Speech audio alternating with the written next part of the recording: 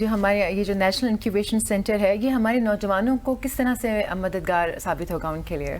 یہاں پہ فوکس ہی ہمارا یوتھ پہ. ہم کو اینولی 50 اسٹارٹ اپس لے کے آتے ہیں in this field of aerospace, aviation اور ڈیپ ٹیک، اور ہم ان کو انکریج کرتے ہیں کہ ایسی پروڈکٹس اور سروسز بنائیں جو کہ پاکستانی مارکیٹ کو سرو کریں پہلے، اور پھر ان میں ایکسپورٹ پوٹینشیل ہو.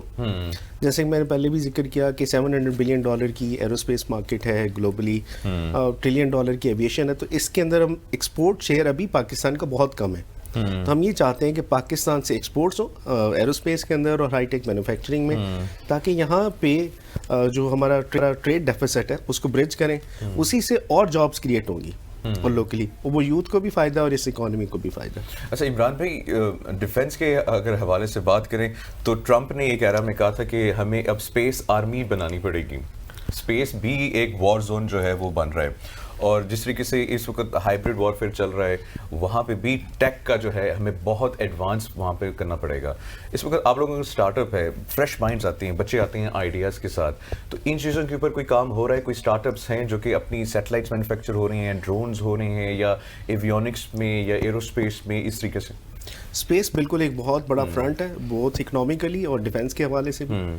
ڈیفینس پہ تو سر زیادہ بہتر گفتگو کریں گے، لیکن میں اکنامک میں اینگل سے میں بات کر سکتا ہوں. ہمارے پاس آلریڈی ایک اسٹارٹ اپ ہے جو اسپیس ڈیبری ریموو کرے. سیٹلائٹ جو ہے اس کی ایک لائف ہوتی ہے اور اس کے بعد وہ ڈیڈ ہو جاتا ہے.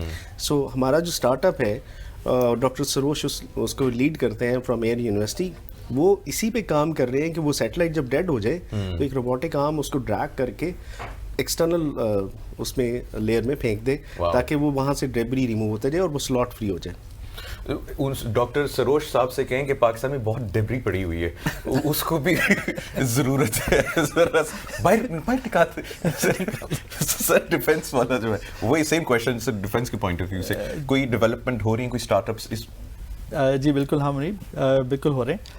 ہمارے پاس دیکھیں ڈیفینس میں اور اکانومی میں کے حساب سے بھی سب سے پہلا جو استعمال ہوا تھا سیٹلائٹس کا وہ تھا کمیونیکیشن، اور دوسرا تھا سروینگ یا میپنگ. تو ان دونوں چیزوں کے لیے پاکستان میں آج سے نہیں بہت عرصے سے کام ہو رہا ہے، استعمال ہو رہے ہیں دونوں اپلیکیشنز کے لیے. اور اس میں اس وقت ہمارے پاس اسٹارٹ اپس بھی ہیں ملک کے اندر جو بھی چھوٹی کمپنیز ہیں، اور اس کی وجہ یہ ہے کہ ہمارے پاس ایک کوئی پراپر پالیسی اس وقت نہیں ہے اویلیبل جہاں پہ ہم پرائیویٹ سیکٹر کو گرو کرا سکیں. اور اس پہ بھی لوگ ہیں جو کام کر رہے ہیں اس وقت کہ ہم ایک ایسی پالیسی لے کے آئیں کہ پرائیویٹ سیکٹر کو بھی موقع ملے کہ اس ایریا میں آ جائیں. اس وقت جو بھی ہے وہ زیادہ تر پبلک سیکٹر میں ہے.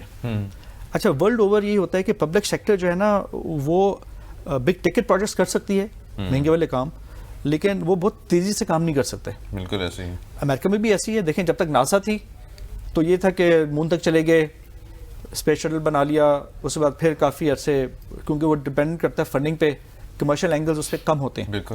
لیکن دیکھیں جب آپ کے پرائیویٹ پلیئرز آئے، ایلون مسک اور باقی لوگ آئے، تو پھر کس طریقے سے اسپیس ٹورزم بھی آ گیا اور چیزیں بھی آ گئیں. بہت کچھ آ گیا. اور انڈیا میں بھی جو ڈرائیو ہے وہاں پہ پرائیویٹ سیکٹر اس وقت اس پہ آ گیا ہے.